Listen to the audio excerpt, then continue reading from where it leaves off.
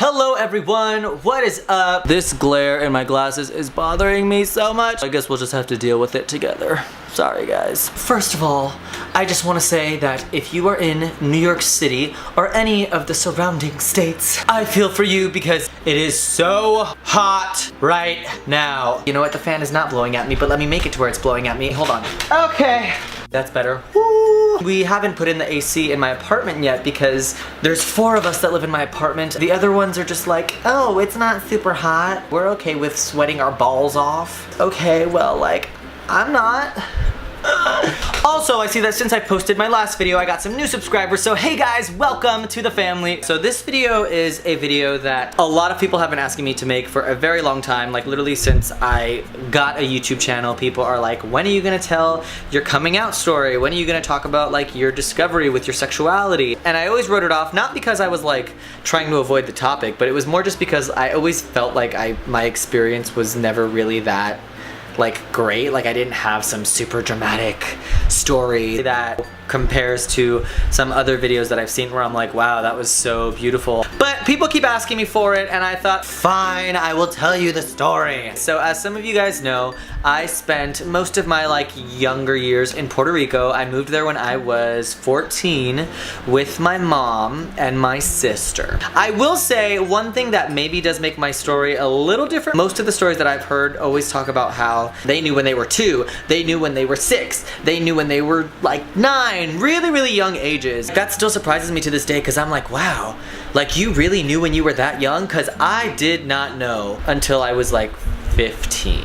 So I actually started pretty late in the game, at least compared to the people that I hear. And it's funny because if you look at me as a child, like there were so many things that pointed out. I'm sure that so many of my family members were like, oh, little Danny's gonna be gay. And you know who I know for a fact knew? My grandma, because my grandmother would always say, you know, you're different, but I just wanna let you know that your grandma loves you and I'm always gonna accept you for who you are. Also, really fun fact, I was actually in love with my best friend who was a female for like 2 full years of my high school experience. And I think that that played a huge factor into me feeling like I wasn't gay, because I was like, I can't be gay. I love a woman. Hello. And also, this girl is actually gay as well. So now I think that maybe it was just like our gay energy that attracted us to each other, and I thought it was love. But then after that ended, it became pretty clear pretty quickly. And it was like little things that I would notice, like for example, when I would look at like pornography, because you know when you're young you're curious to look at that stuff. I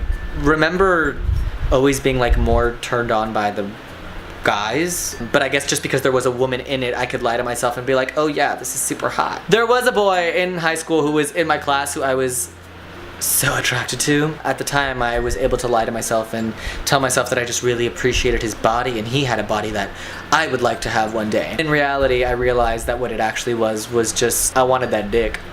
The first person that I remember telling was my best friend at the time, Christina. She was so sweet about it too, because I could tell she was like trying to act surprised. Like she was like, are you sure? But she knew, everyone knew. And when it came to telling my mother, I remember that she was cooking something.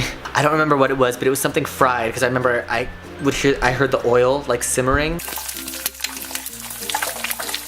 And I was like, Ma, I have something to tell you and I don't want it to change. What do you think of me? And she was like, what the fuck? Like, what's wrong with you? Like, what? I got really nervous and I finally said, Mom, I'm gay.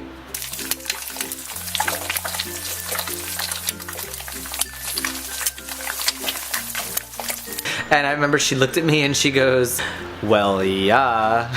The funny thing about that though was, although I am super grateful that she was super accepting, there was a little part of me that I was kind of like,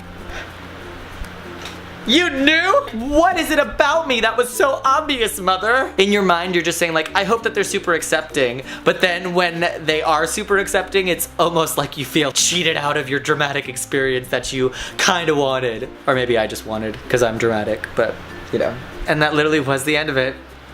It wasn't particularly exciting, but I realize now how grateful I am that I had a support system that made that process so easy. It was such a non-issue. And that's why I said my coming out story isn't particularly exciting, but it is my own and it is one that I am grateful to have. So it wasn't super scandalous, but I still hope that you guys enjoyed that. And now you guys know a little bit more about that part of me. Thanks guys for taking the time out to watch that video. If you did like it, then please give it a thumbs up down below.